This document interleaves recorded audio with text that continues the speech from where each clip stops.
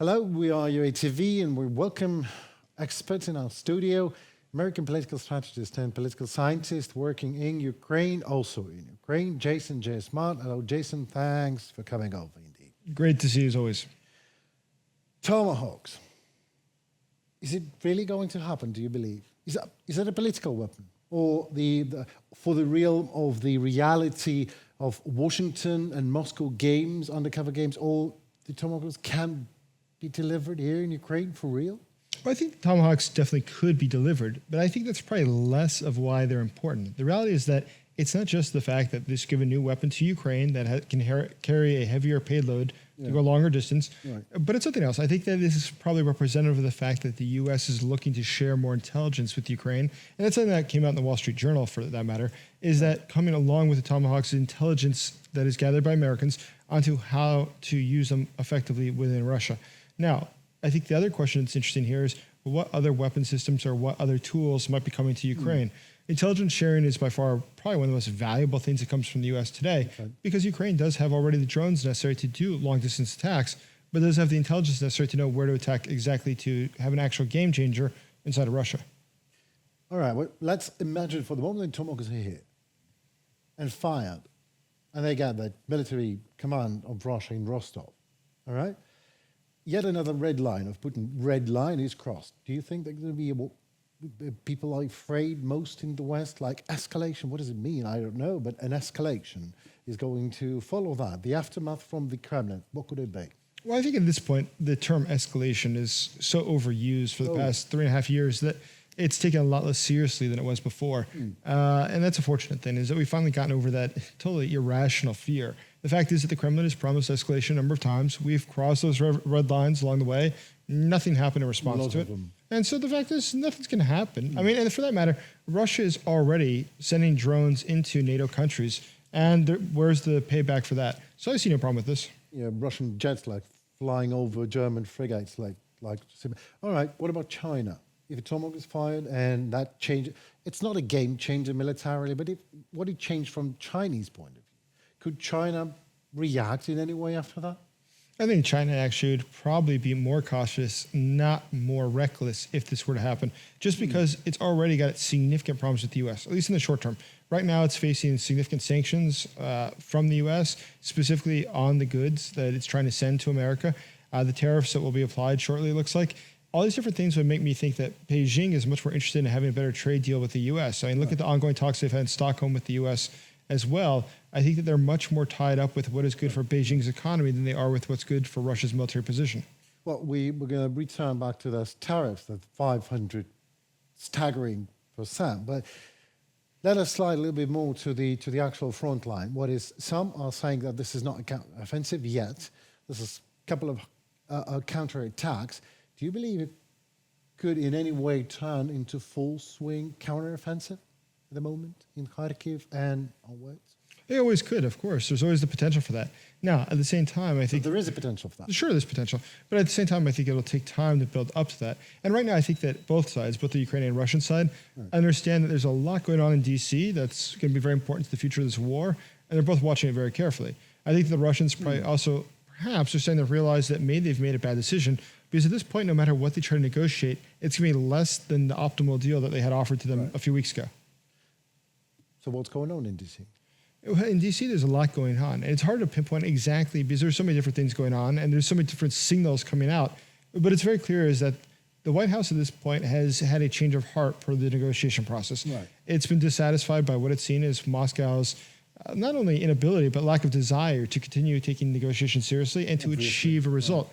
Now, what's interesting about that is that I think that the Russians at first overplayed their hand. They definitely probably should have realized this. But definitely they overplayed their hand. And at this point, I don't see a way that it's going to work out well for them. Since then, we don't hear a lot of talk about a need to meet with Putin again with Trump and Zelensky. That's sort of diminished. Nobody's talking about that. Giving long-range weapons is something that everyone's talking about. Giving more intelligence, everyone's talking about. So at some point, I think that Putin, perhaps he's not yet cognizant of it, but at some point he did make a significant error in his calculations.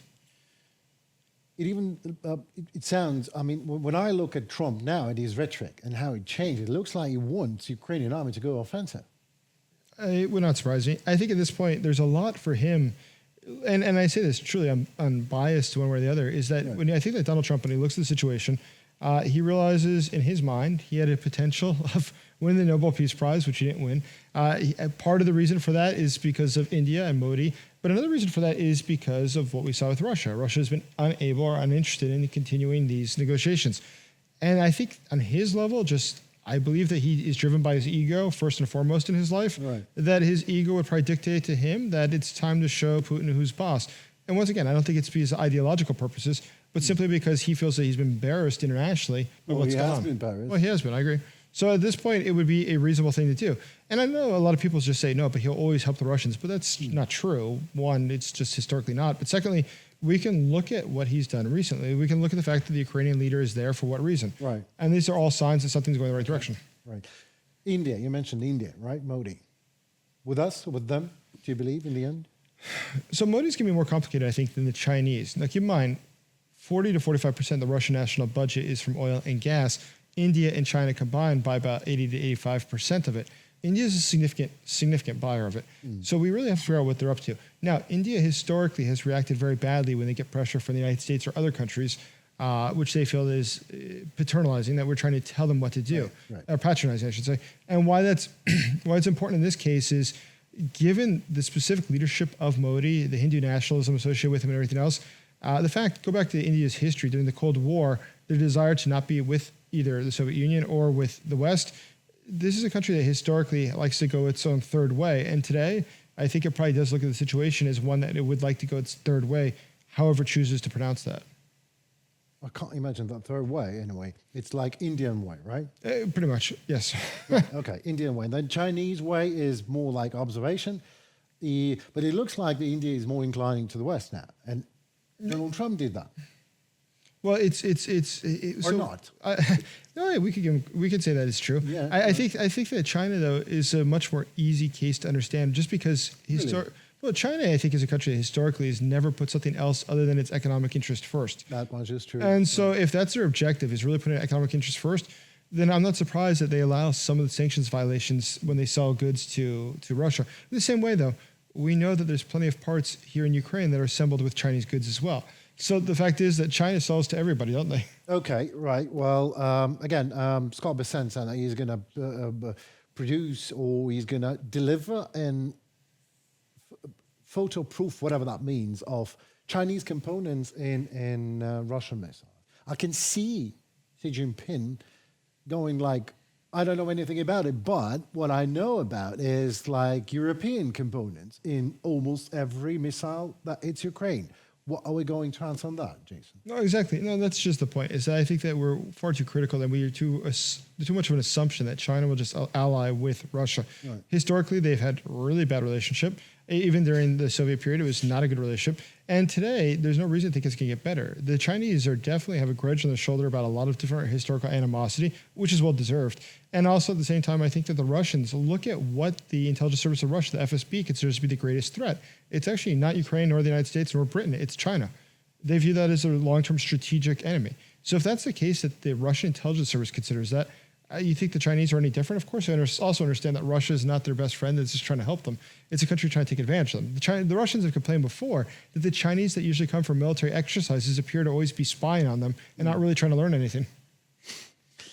All right, here comes Trump, Donald Trump with his initiative, which is called Ukraine Victory Fund or Russian oil tariff, whichever you like best.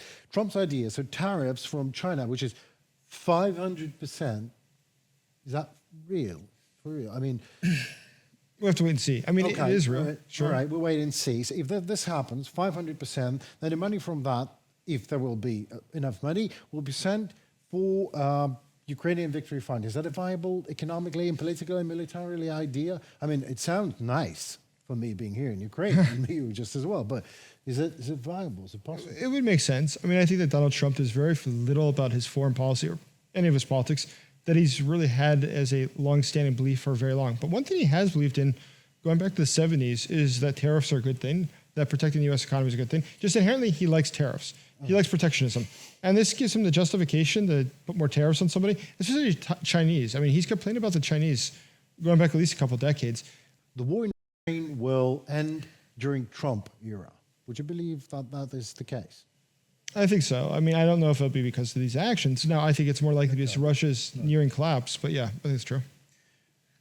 Trump-Zelensky negotiations. What should we expect out of that? What you are expecting? Are you're keeping your expectations low? I would suggest because you're a political scientist, but still. Well, I think that the reality is there's probably going to be nothing that's truly a game changer that's made public. If Ukraine does receive something like intelligence from the U.S. or different weapon systems from the U.S., it's unlikely to announce that. It will probably just say something like they're going to receive Tomahawks, right, yeah. because why would they announce the rest of it? I think that the Tomahawks are actually a little bit of a red herring to distract from everything else that's actually going on. And I think those other things are probably the more interesting things. Do you know anything about these other things? Or let's speculate. We can speculate that it will probably evolve to different things. I mean, electronic warfare is one aspect of that. Right. I think that cyber is another aspect of that. I think another aspect of this is probably also going to be related to defensive capabilities and capacities. I think another aspect of this will probably also be related to things that the U.S. is not broadly using yet, such as drone defensive things, which it would like to try as well inside of Ukraine. This is the ad nauseam question, but still, Russia, China, Iran, the axis of evil. Will the lesson be ever learned by the, I again hate that term, but collective West? How should we treat them? Is that a mixture of deterrence and disruption of logistic chains, maybe? What would you suggest? Well, the reality is that these countries are all united, incredibly enough, polling shows that most Americans don't know that. That's the fact that Russia works with North Korea, with China, with Iran. It also works with non-state actors. I mean, it works with Hezbollah, it works with Hamas, it works with drug cartels. It's pretty connected to a lot of bad people. And unfortunately, people don't recognize that. And when they do understand that, they're more sympathetic to Ukraine and the need to help it because they realize it's not just about a territorial dispute between Ukraine and Russia. It's part of a global war. Because Vladimir Putin does most certainly believe he's engaged in a global war. And these are all different fronts. And what Iran does with Israel, for instance, or what North Korea is doing with South Korea or Japan is all something that relates to the central war that we're involved in. Yeah, well, I mean, Iran, Russia, China, with India swaying from side to side, it could be a problem. It is a problem, isn't it? A major one. It is, most certainly. But then going ahead, I think there's a lot of things that are going the right way as far as that goes. Simply from economic standpoint, it's there's not a lot that Iran has to offer anyone, neither does North Korea. And for that matter, I think that... What danger? Danger, I don't think they offer much either. I mean, Iran's been pretty well gutted due to its recent war with Israel and the fact that its Hezbollah leadership took a beating. But I think there's another aspect of this as well, which is the fact that countries like North Korea, the dictator, his top priority at the end of the day is to stay in power. He doesn't want to be overthrown. He doesn't want to see his regime challenged. Right. And if he sees what's going on and this could actually destabilize his country, is it worth it? I don't think he views it as worth it. I mean, I think the Venezuela... That's just the logic. Economics, politics, again... I think for dictatorships, we should always assume that they're operating their own best interest first. Right. It's not the country's interest. It's not about some ideological purpose. It's just what helps me stay in power and make as much money as possible. Right. Well, last question for tonight. The new global security architecture, whatever that is, whatever that might be, where do you see Ukraine in that? I think going ahead that, after this war is over with, which is, I think, getting closer and closer, it'll reach a point where Ukraine will definitely be a major leader for the European countries within Europe. I mean, the ongoing threat that Russia will continue to pose in the future, even after the downfall of the Putin regime, there's always going to be the potential for conflict or potential for other problems arising from there. And we have to be aware of that. We have to be cognizant of that.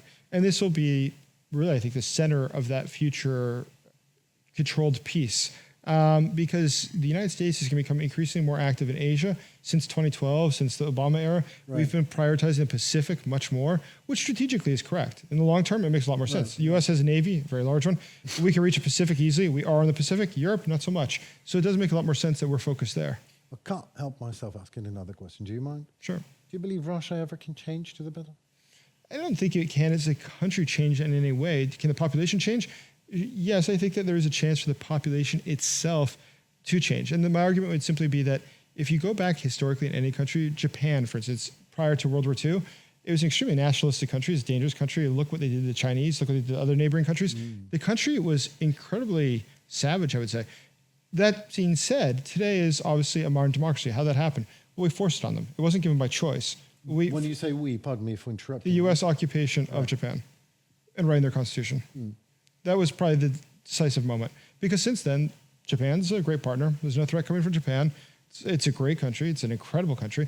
And it's obviously very prosperous. It's grown a huge amount. But that was because there was a forceful change of what was normal in society. It didn't come about organically. Right. So, and now this is the enforceable change for Russia. Is this war in Ukraine?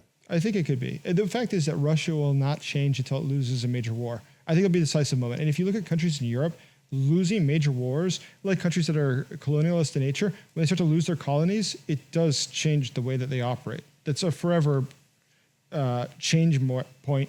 And I think for the Russians, this war being lost will forever change them. Amen to that. Thank you so very much. Mr. Jason Smart was with us. It's always an exquisite pleasure. Thank you so much. Thank you. Goodbye.